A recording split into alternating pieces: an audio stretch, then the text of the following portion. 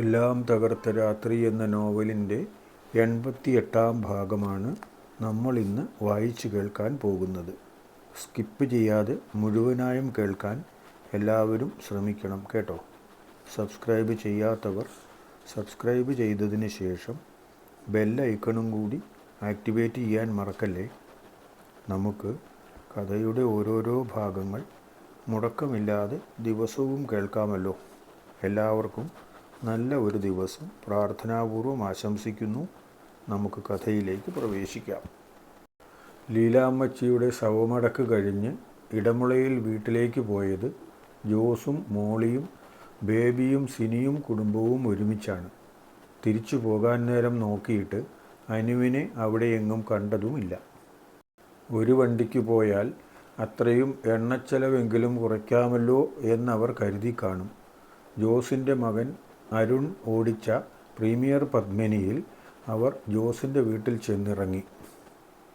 പോയി വന്നവരിൽ ബാക്കി എല്ലാവരും സന്തോഷമുള്ളവരായിരുന്നു. എന്നാൽ മോളിക്ക് മാത്രം ആകെ ഒരു വിഷമമായിരുന്നു. ആ മുഖഭാവത്തിലെ മാറ്റത്തിന് കാരണം എന്താണ് എന്ന് അവരിൽ പലർക്കും പിടികിട്ടിയില്ല. ജോസ് അത് ആദ്യം തീരെ ശ്രദ്ധിച്ചതുമില്ല. അവളുടെ മുഖം കറുക്കാൻ പ്രത്യേക കാരണമൊന്നും വേണ്ടല്ലോ എന്നതുകൊണ്ടായിരിക്കാം. ആദ്യം എല്ലാവരും വിചാരിച്ചത് ലീലാമ്മ കുഞ്ഞമ്മയുടെ മരണം ഏൽപ്പിച്ച വിഷമം കൊണ്ടായിരിക്കും എന്നാണ്. എന്നാൽ അതല്ല കാരണമെന്ന് ജോസിന് നന്നായി അറിയാമായിരുന്നു. അയാൾ അവളെ കാണാൻ തുടങ്ങിയിട്ട് കാലം കുറയായതാണല്ലോ. പിന്നെ എങ്ങനെ മനസ്സിലാകാതിരിക്കും? പക്ഷേ ജോസ് അത് അവളോട് ചോദിക്കുകയോ ബാക്കി ആരെയും അറിയിക്കുകയോ ചെയ്തില്ല. എന്നാൽ സിനിക്ക് മാത്രം സംശയം മറ്റൊരു തരത്തിലായിരുന്നു. തങ്ങൾ നിർബന്ധം പിടിച്ച് വീട്ടിൽ നിന്ന് ഇറക്കിവിട്ട അനുവിനെ നല്ല നിലയിൽ കണ്ടപ്പോഴുള്ള വിഷമമാണോ മോളിച്ചേച്ചിക്ക് എന്നാണ് സിനി വിചാരിച്ചത്. ഓരോരുത്തരും ഓരോ തരത്തിൽ വിചാരിച്ചു എന്നല്ലാതെ ആരും തമ്മിൽ പരസ്പരം ഈ കാര്യം വീട്ടിലെത്തും വരെയും സംസാരിച്ചില്ല. വീട്ടിലെത്തിയ ഉടനെ ആരും പ്രതീക്ഷിക്കാതെ അരുണാണ് ഇക്കാര്യം എടുത്തിട്ടത്. അതുവരെ അവൻ ക്ഷമിച്ചിരിക്കുകയായിരുന്നു. അന്ന് എന്തു വലിയ ആവേശമായിരുന്നു ചേച്ചിയെ ഇവിടെ നിന്ന് ഇറക്കാനും അനാഥാലയത്തിലേക്ക് പറഞ്ഞു വിടാനും. ഇല്ലാത്ത കാരണത്തിനല്ലേ വഴക്കുകൂടി ഇറക്കിവിട്ടത്. 2 അമ്മാവന്മാരുള്ള കുട്ടിയാണ് ആരുമില്ലാത്തതുപോലെ ഇപ്പോൾ അനാഥാലയത്തിൽ നിന്നും വന്നു പഠിക്കുന്നത്. ചേച്ചിക്ക് പഠിക്കാൻ സഹായം ചെയ്യുന്നത് നാട്ടുകാരാണ് എന്നാണ് പറഞ്ഞത്. അതിൻ്റെയൊക്കെ ആവശ്യമുണ്ടായിരുന്നോ ഇടമുളയിൽ വീട്ടുകാർക്ക്? ചേച്ചിക്ക് കൂടി കൊടുക്കാതെ നിങ്ങൾ 2 പേരും സമ്പാദിച്ചു വെച്ചിട്ട് എവിടെ ഇരിക്കുന്നു? ഞാനെങ്ങും കണ്ടില്ല. ഇനി ഞാൻ കാണാതെ വല്ലയിടത്തും ഉണ്ടോ എന്നറിയില്ല. അതിനാണ് സാധ്യത. അരുണിന് അല്ലെങ്കിലും അന്നേ വലിയ ഇഷ്ടമായിരുന്നു ചേച്ചിയെ. അനു പോയ അന്ന് അവൻ കുറേ കരയുകയും ചെയ്തു. എന്നാൽ മോളി അതൊന്നും പരിഗണിച്ചതേയില്ല. ഒരു ശല്യം ഒഴിവായല്ലോ എന്നാണ് വിചാരിച്ചത്. ഇന്ന് നല്ല നിലയിൽ അവളെ കണ്ടപ്പോൾ ആകെ വിഷമമായി. വിഷമമാണോ അതോ ഒരു തരം അസൂയയാണോ എന്നറിയില്ല. മോളിക്കായിരുന്നല്ലോ നിർബന്ധം അവളെ വീട്ടിൽ നിന്ന് ഇറക്കി വിട്ടേ അടങ്ങുകയുള്ളൂ എന്ന്. ഇപ്പോൾ എങ്ങനെയിരിക്കുന്നു? നിന്റെ മകനേക്കാൾ എത്രയോ നല്ല നിലയിൽ പഠിച്ച് അവൾ ഉയരങ്ങളിൽ എത്തിയില്ലേ? പ്രതികരിക്കാൻ മോളി അവിടെ ഇല്ലല്ലോ. അവൾ അകത്തേക്ക് കയറിപ്പോയില്ലേ? അതുകൊണ്ടുകൂടിയാണ് ജോസ് അത്രയും പറഞ്ഞത്. അല്ലെങ്കിൽ വെറുതെ വേലിയിലിരിക്കുന്ന പാമ്പിനെ എടുത്ത് എവിടെയോ വെച്ചു എന്ന് പറയുന്നത് പോലെ ആകില്ലേ? അനുഭവം ഗുരു എന്നാണ് ജോസ് ഇത്ര കാലവും പഠിച്ചത്. അതുകൊണ്ട് നാട്ടുകാരുടെ മുൻപിൽ അല്പം മോശമായാലും വീട്ടിൽ കാര്യമായ കുഴപ്പമൊന്നുമില്ലാതെ കഴിഞ്ഞു പോകുന്നു. അരുൺ അത്രയൊക്കെ പറഞ്ഞെങ്കിലും ബാക്കി ആരും അതിന് കാര്യമായ പിന്തുണയൊന്നും അവന് കൊടുത്തില്ല. ചെയ്തത് മോശമായി പോയി എന്നെല്ലാവർക്കും അറിയാം. തങ്ങളുടെ മക്കളെക്കാൾ നല്ല നിലയിൽ അവൾ എത്തുകയും ചെയ്തിട്ടുണ്ട്. പക്ഷേ ഇനിയിപ്പോൾ അസൂയപ്പെട്ടിട്ടോ പരസ്പരം കുറ്റം പറഞ്ഞിട്ടോ കാര്യമൊന്നുമില്ല. അന്നത്തെ ദിവസം പിന്നെ കൂടുതൽ ആ കാര്യം ചർച്ച ചെയ്യാൻ നിൽക്കാതെ ബേബിയും സിനിയും അവരുടെ വീട്ടിലേക്ക് പോയി. ജോസ് കാര്യമായ ഒന്നും മിണ്ടാതെ തിണ്ണയിൽ ആലോചനയിൽ മുഴുകിയിരുന്നു. അരുണിന് അന്നു മുതലേ ചേച്ചിയെ പിന്നെയും കാണണമെന്നുണ്ടായിരുന്നു. അതുകൊണ്ട് അന്ന് പരിചയപ്പെട്ടതിന് ശേഷം കോളേജിൽ നിന്നും ഒരു തവണ കൂടി കണ്ടു. അവൻ ചേച്ചിയോട് വർത്തമാനവും പറഞ്ഞു. അപ്പോഴാണ് കമ്പനിയിലെ ഇൻ്റർവ്യൂ കഴിഞ്ഞ കാര്യവും മിക്കവാറും ജോലി കിട്ടിയേക്കും എന്ന കാര്യവും അനു പറഞ്ഞത്. ആ വിവരം കൂടി അവൻ അവൻ്റെ വീട്ടിലറിയിച്ചു. അന്ന് ബേബിയും സിനിയും പിന്നെയും അവിടെ വന്നിട്ടുണ്ടായിരുന്നു. അതാണ് കൂടുതൽ നല്ല അവസരം എന്ന് അരുണും കണക്കാക്കി. എന്തിനാണവൻ വിവരമറിയിച്ചതെന്നോ? ചേച്ചിയുടെ നന്മയിൽ അസൂയയുള്ളവർക്ക് അത്രയും കൂടി ദുഃഖമാകട്ടെ എന്ന് വിചാരിച്ച്. ഞാൻ അറിഞ്ഞത് ശരിയാണെങ്കിൽ ക്യാമ്പസിൽ നിന്ന് തന്നെ ചേച്ചിക്ക് 10,000 ശമ്പളമുള്ള ജോലിയാണ് ലഭിച്ചത്. അറിയാമോ? ചെറിയ മാതിരി കമ്പനിയൊന്നുമല്ല. മദുരാശിയിലുള്ള പ്രസിദ്ധമായൊരു കമ്പനിയാണ് അവരെ സെലക്ട് ചെയ്തിരിക്കുന്നത്. 1-2 മാസത്തിനുള്ളിൽ അവിടെ പോയി ജോയിൻ ചെയ്യണം. ജോസ് വളരെ ദുഃഖഭാവത്തിൽ മോളിയെ ഒന്ന് നോക്കി. ഇപ്പോൾ ഇവിടെ നിന്നും പഠിച്ചു പോയിരുന്നതായിരുന്നു അവളെങ്കിൽ ജോലി കിട്ടിയതിൻ്റെ ഗുണം മുഴുവൻ ഈ വീട്ടിലേക്ക് വരില്ലായിരുന്നോ?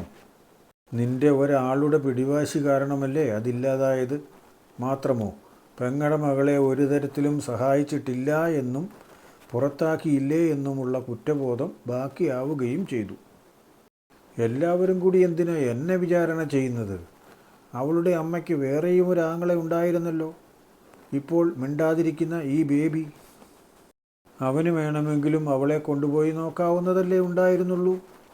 അവൻ അന്നേരം റബ്ബർ തോട്ടത്തിൻ്റെ ന്യായം പറഞ്ഞ് ആ ഭാരം നമ്മുടെ തലയിലേക്ക് ഇട്ട് തരികയല്ലേ ചെയ്തത്. ആരും ആരെയും കുറ്റപ്പെടുത്തുകയും മറ്റും വേണ്ട. ആർക്ക് വേണമെങ്കിലും അവളെ നോക്കാമായിരുന്നു. അവൾക്ക് വിധിച്ചത് അവൾക്ക് കിട്ടും. ഓരോരുത്തർക്കും വിധിച്ചത് മാത്രമേ അവരവർക്ക് കിട്ടുകയുള്ളൂ. അതെ, അത് ശരി തന്നെയാ. ജോസിന് വിധിച്ച കുരിശ് മോളിയായിരുന്നു. അത് ജോസിന് കിട്ടി. ബേബിക്ക് വിധിച്ചത് സിനിയായിരുന്നു. അത് ബേബിക്കും കിട്ടി. അതായിരിക്കുമോ മോളി ഉദ്ദേശിച്ചത്? എന്തു തന്നെയാണെങ്കിലും കഴിഞ്ഞത് കഴിഞ്ഞു. ഇനി അത് മാറ്റാനൊന്നും കഴിയില്ല. ഇനിയിപ്പോൾ അവളോട് കുറച്ചുകൂടി അടുത്ത് നിൽക്കാം. അങ്ങനെ നിൽക്കാൻ കഴിഞ്ഞാൽ അവളെ നമ്മുടെ വീട്ടിലെ അംഗമായി തിരിച്ചു കൊണ്ടുവരാൻ കഴിഞ്ഞേക്കും എന്നാണ് എനിക്ക് തോന്നുന്നത്. അത്രയ്ക്കും സ്നേഹമില്ലാത്തവളൊന്നുമല്ല അനു. അതെന്തു തന്നെയാണെങ്കിലും അവളെ കണ്ട് കൊതി മാറുന്നില്ല കേട്ടോ. കൊതിക്കണം. എൻ്റെ പെങ്ങൾ അതുപോലെ സുന്ദരിയായിരുന്നു. നാത്തൂന്മാർ അധികകാലം കണ്ടില്ലെങ്കിലും ഞങ്ങൾ അന്നു മുതലേ കാണുന്നതായിരുന്നില്ലേ. ഇതുപോലെ സുന്ദരിയായിരുന്നു കത്രീനായും. പക്ഷേ അവളോട് നീതി ചെയ്യാൻ ഞങ്ങൾക്ക് കഴിഞ്ഞില്ല. അല്ലെങ്കിൽ ഞങ്ങളത് മനഃപൂർവ്വം ചെയ്തില്ല. നമ്മൾ ഇപ്പോൾ അവളുമായി അല്പം അകന്നു എങ്കിലും ഇപ്പോഴും സ്നേഹബന്ധം വെച്ചു പുലർത്തുന്നത് അരുൺ മാത്രമാണ്. അതും ഈയിടെ കോളേജിൽ ചെന്ന് കഴിഞ്ഞതിൽ പിന്നെ മാത്രം.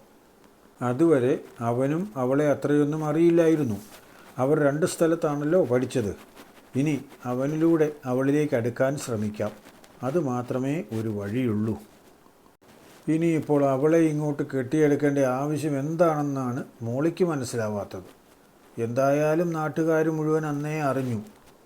ഇടമുളയിലെ ജോസും ബേബിയും അവരുടെ പെങ്ങളുടെ മകളെ കൊണ്ടുപോയി അനാഥാലയത്തിലാക്കി എന്ന വിവരം. ആ വകയിൽ കുറേ നാണക്കേട് അനുഭവിക്കുകയും ചെയ്തു. അതിപ്പോൾ ഏകദേശം ആളുകൾ മറന്നിരിക്കുകയാണ്. ഇപ്പോൾ ഇനി അവളെ വിളിച്ച് വീട്ടിലേക്ക് കൊണ്ടുവന്നാൽ ആരും ശ്രദ്ധിക്കുന്ന സുന്ദരിയാണല്ലോ അവൾ. അപ്പോൾ പിന്നെ എല്ലാവരുടെയും ചോദ്യം വരും, അത് ആരാ, എവിടുത്തെയാ എന്നൊക്കെ. ഇനി ചിലപ്പോൾ കല്യാണാലോചനകളും വന്നു എന്നിരിക്കും. അപ്പോൾ ആളുകൾക്ക് മനസ്സിലാവില്ലേ അന്ന് ഒഴിവാക്കി വിട്ടത് അവളെ തന്നെയാണെന്ന്. വീണ്ടും ഒരു തവണ കൂടി ആ കാര്യം നാട്ടുകാരെ ഓർമ്മിപ്പിക്കേണ്ട വല്ല ആവശ്യവുമുണ്ടോ? പോട്ടെ എന്ന് വെച്ചാൽ പോരെ. ഇവിടെ ആവശ്യത്തിന് പ്രശ്നങ്ങളില്ലാഞ്ഞിട്ടാണോ ഇനി ഒരാളുടെ കാര്യം കൂടി എടുത്തു വയ്ക്കാൻ? ഇവർക്ക് രണ്ടിനും എത്ര പറഞ്ഞാലും മനസ്സിലാവില്ല. മോളിക്ക് അവിടെ നിന്നിട്ട് നല്ല ദേഷ്യം വരുന്നതുകൊണ്ട് സിനിയെയും വിളിച്ച് അവൾ അകത്തേക്ക് പോയി. അതിനും പ്രത്യേക ഉദ്ദേശമുണ്ടായിരുന്നു. സിനിക്ക് തന്നോളം കുശുമില്ല എന്ന് അവർക്കറിയാം. അവൾക്ക് കുറവുള്ളതുകൂടി പറഞ്ഞു കൊടുത്താലേ കാര്യങ്ങൾ താൻ ഉദ്ദേശിക്കുന്നത് പോലെ നടക്കുകയുള്ളൂ. അകത്തേക്ക് പോയ വഴിക്ക് തന്നെ മോളി സിനിയോട് പറഞ്ഞു, ഒരു കാരണവശാലും അവളെ കൊണ്ടുവരാൻ സമ്മതിക്കരുത്. ഇപ്പോൾ അവർക്ക് അവളെ ഇങ്ങോട്ട് കൂട്ടിക്കൊണ്ടു വന്നേക്കാം, ഇവിടെ നിർത്തിയേക്കാം എന്നൊക്കെ തോന്നുന്നുണ്ടാവും. അത് സമ്മതിക്കരുത് എന്നാണ് പറഞ്ഞത്. എന്തു തന്നെയാണെങ്കിലും നമ്മൾ അനാഥാലയത്തിൽ വിട്ടു എന്ന പേരുദോഷം കേട്ടു. ഇനി അത് അങ്ങനെ തന്നെ ഇരിക്കട്ടെ. അന്ന് കുറേ പേർ ഉപദേശവും ശാസനയുമൊക്കെ ആയിട്ട് വന്നതാണല്ലോ. നിങ്ങളത് ചെയ്തത് ശരിയായില്ല എന്ന് കുറേ പേർ, വീട്ടിൽ തന്നെ ഒരു ഇടം കൊടുത്താൽ പോരായിരുന്നോ എന്ന് വേറെ ചിലർ. അങ്ങനെ എന്തൊക്കെ ചോദിച്ചുകൊണ്ടാണ് ചർച്ചയ്ക്കും മറ്റുമായിട്ട് വന്നത്. അന്ന് മുരിങ്ങക്ക പോലെ നിന്നവരാണ് ഇപ്പോൾ ഉരുകി ഒലിച്ചു വരുന്നത്. അങ്ങനെ അങ്ങ് സമ്മതിച്ചു കൊടുത്താൽ ശരിയാകും എന്ന് സിനിക്കും തോന്നിയില്ല. ചേടത്തിയല്ലേ ഓതിക്കൊടുത്തത്, അനുജത്തിക്ക് അത് പിന്നെ വേദവാക്യമാകാതിരിക്കുമോ? ഞാനെങ്ങും സമ്മതിക്കില്ല ചേച്ചി. അവളെ വീട്ടിലേക്ക് കൊണ്ടുവരാനും കല്യാണം നടത്താനുമൊന്നും ഞാൻ സമ്മതിക്കില്ല. എൻ്റെ സമ്മതമില്ലാതെ എൻ്റെ കെട്ടിയോൻ തനിച്ചൊട്ട് ചെയ്യുകയുമില്ല. ജോസിയേട്ടനായിരിക്കും അങ്ങനത്തെ പദ്ധതികളുള്ളത്. എൻ്റെ കെട്ടിയോൻ ഇതൊന്നും എന്നോട് ആലോചിക്കാതെ തീരുമാനിക്കുകയില്ല എന്ന് എനിക്ക് ഉറപ്പാണ്. അങ്ങനെയാണ് നല്ല ആണുങ്ങൾ. അവർക്ക് പ്രധാനം കുടുംബസമാധാനം തന്നെ ആയിരിക്കും. അങ്ങനെ ഉണ്ടെങ്കിൽ ഇത്തരം തീരുമാനമെടുക്കുമ്പോൾ ഭാര്യയോടുകൂടി ചോദിക്കും. അവളുടെ കൂടെ അഭിപ്രായമനുസരിച്ച് മാത്രമേ തീരുമാനമെടുക്കുകയുള്ളൂ. അല്ലാത്തവന്മാർക്കാണ് ഏകപക്ഷീയമായി തീരുമാനമെടുക്കാൻ തിടുക്കം. അവസാനം കൊണ്ടുപോയി കുടുംബസമാധാനം ഇല്ലാതാക്കി കളയുകയും ചെയ്യും. ബേബി അല്ലെങ്കിലും അങ്ങനെയാ. നിന്നോട് ചോദിക്കാതെ ഒരു കാര്യവും ചെയ്യില്ല എന്ന് എനിക്കറിയാൻ മേലേ. അതുകൊണ്ടാണ് ഒരു കാരണവശാലും വിട്ടുകൊടുക്കരുത് എന്ന് ഞാൻ നിന്നോട് പറഞ്ഞത്. ഇത് കേട്ടുകൊണ്ട് കയറി വന്ന അരുണിന് ദേഹമാസകലം ചൊറിഞ്ഞു കയറി. കുശുമ്പിൻ്റെ കാര്യത്തിൽ പോസ്റ്റ് ഗ്രാജുവേഷൻ കഴിഞ്ഞിട്ടാണ് ഇവരൊക്കെ കല്യാണം കഴിച്ചു വന്നതെന്ന് തോന്നുന്നു. ഒരു കാരണവശാലും നല്ല കാര്യം ചെയ്യാൻ അവർക്ക് തോന്നുകയുമില്ല. ഭർത്താക്കന്മാരെ അത് ചെയ്യാൻ സമ്മതിക്കുകയുമില്ല എന്ന് പറഞ്ഞാൽ പിന്നെ എന്ത് ചെയ്യും? അമ്മയും കുഞ്ഞമ്മയുമാണത്രേ. എന്തായാലും രണ്ടിനോടും ഇന്ന് ചോദിച്ചിട്ട് തന്നെ ബാക്കി കാര്യം. അവൻ ചവിട്ടി കുതിച്ച് അവരുടെ അടുത്തേക്ക് ചെന്നു. അവനിനി എന്തെങ്കിലും പറഞ്ഞാൽ തന്നെ അത് വല്ലതും മോളിയോ സിനിയോ അംഗീകരിക്കുമോ? വെറുതെ അവന് കുറച്ച് കാര്യം പറയാം, അത്രയേ ഉണ്ടാകൂ. പിന്നെ എന്തെങ്കിലും നടക്കുമോ? നമുക്ക് കാത്തിരുന്ന് കാണാം. കഥ വായിക്കുകയും കേൾക്കുകയും ചെയ്യുമ്പോൾ നിങ്ങൾക്ക് തോന്നുന്ന അഭിപ്രായങ്ങൾ എന്തുതന്നെയാണെങ്കിലും താഴെ കമൻറ്റ് ബോക്സിൽ രേഖപ്പെടുത്തിയേക്കണേ. ഇഷ്ടമായാൽ ഒന്ന് ലൈക്ക് ചെയ്താൽ സന്തോഷമായി. കൂട്ടുകാർക്കും ബന്ധുക്കൾക്കുമൊക്കെ ഷെയർ ചെയ്ത് കൊടുത്താൽ, അതിനുള്ള മനസ്സ് കാട്ടിയാൽ കൂടുതൽ ഉപകാരം. കഥയുടെ അടുത്ത ഭാഗം നാളെ തന്നെ ഉച്ചയ്ക്ക് ശേഷം 2:30 പോസ്റ്റ് ചെയ്തേക്കാം.